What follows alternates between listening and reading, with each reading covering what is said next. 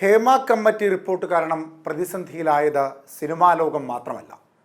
സിനിമയിലെ നിറസാന്നിധ്യമായിരുന്ന ചില നടന്മാർ രാഷ്ട്രീയത്തിലും കൈവച്ചതോടുകൂടി വിഷയം രാഷ്ട്രീയപരമായി കൂടി മാറിയിരിക്കുകയാണ്. അതിൽ ഏറ്റവും പ്രധാനം MLA മുകേഷുമായി ബന്ധപ്പെട്ട വിഷയമാണ്. നടനും MLAയുമായ മുകേഷിനെതിരെ രൂക്ഷമായ ലൈംഗിക അതിക്രമണ ആരോപണമാണ് പരാതിക്കാരി നൽകിയിരിക്കുന്നത്. ഇതേ തുടർന്ന് വലിയ പ്രതിസന്ധിയിലേക്ക് പോവുകയായിരുന്നു CPM എന്ന മുകേഷിനെ പ്രതിദാനം ചെയ്യുന്ന പാർട്ടി.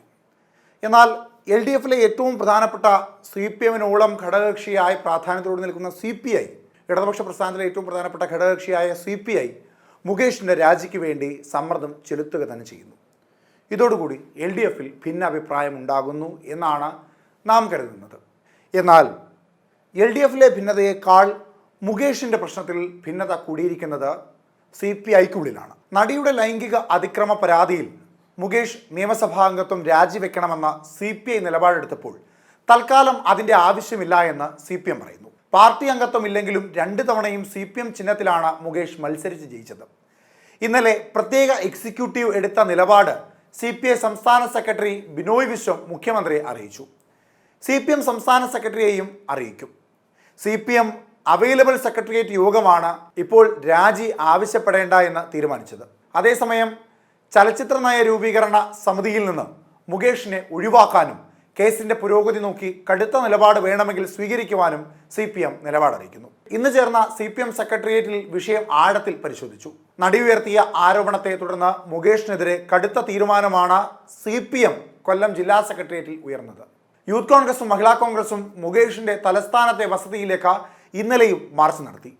മുകേഷിന്റെ രാജി ആവശ്യപ്പെട്ടതിന്റെ പ്രധാന കാരണങ്ങളിലൊന്ന് ഉപതെരഞ്ഞെടുപ്പിലെ പരാജയമാണ്. മുകേഷിനെതിരെ പീഡന ആരോപണം നിലനിൽക്കെ വരാൻ പോകുന്ന ഉപതെരഞ്ഞെടുപ്പിൽ വലിയ തിരിച്ചടി നേരിടുന്ന ഭയത്തിന്റെ പുറത്ത് CPM രാജി ആവശ്യപ്പെടാതെ ഇരിക്കുന്നുവെന്നും ആക്ഷേപം ഉയരുന്നുണ്ട്.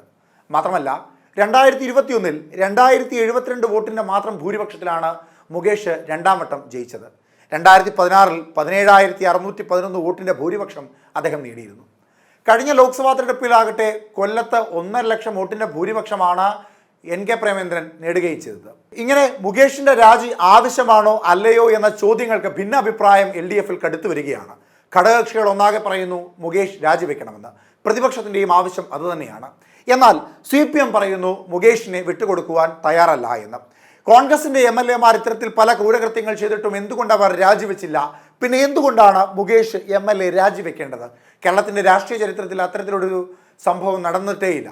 അതുകൊണ്ട് അതിന് സമ്മതമില്ല എന്ന് തന്നെയാണ് CPMന്റെ കടുത്ത തീരുമാനം.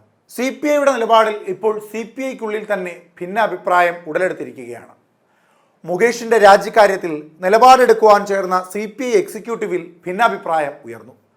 ധാർമ്മികതയുടെ പ്രശ്നമായതിനാൽ രാജി തന്നെ വേണമെന്നായിരുന്നു ഭൂരിപക്ഷ അഭിപ്രായം. എന്നാൽ രാജി ആവശ്യം കടുപ്പിക്കേണ്ടതില്ല എന്നായിരുന്നു ബിനോയ് വിശ്വത്തിന്റെ നിലപാട്. CPIM തീരുമാനമെടുക്കേണ്ടത് അവർ തന്നെ തീരുമാനിക്കട്ടെ. CPM മുകേഷിന് പ്രതിരോധം തീർക്കുമ്പോൾ രാജി ആവശ്യപ്പെടുന്നത് മുന്നണി മര്യാദയല്ല എന്ന അഭിപ്രായവും ഉയർന്നു.